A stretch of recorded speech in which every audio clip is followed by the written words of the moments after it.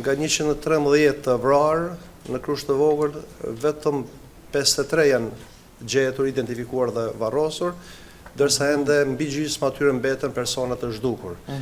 Pra,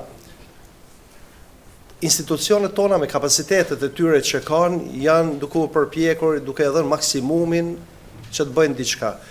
Mirë po,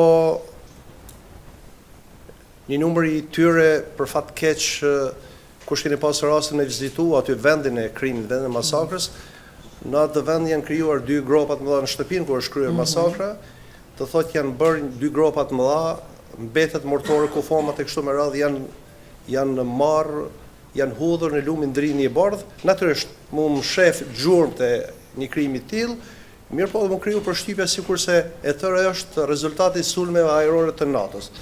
Në një situatë të tillë, institucionet tona janë të themi të pafuqishme, jo që ju mungon vullneti, por paksa mundësitë e tyre janë të kufizuara që të ndihmojnë këtë fakt.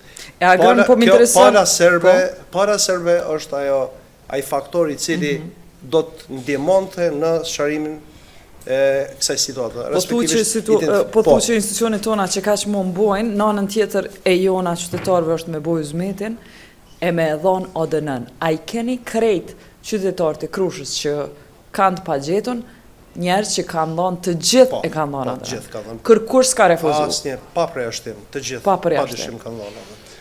Po, sepse aty ka ndodhur diçka e tmerrshme, familjet e tëra janë zhdukur, edhe interesi i tyre ka qenë.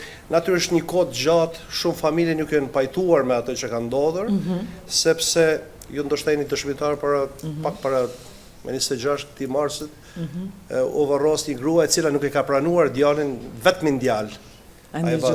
Po, sepse ka jetuar me burrën dhe djalin, edhe burrën dhe djalin ja kanë vrarë dhe të dy të zhdukur, pavarësisht që ajo s'ka dhënë, të tjerët të afërmit kanë dhënë.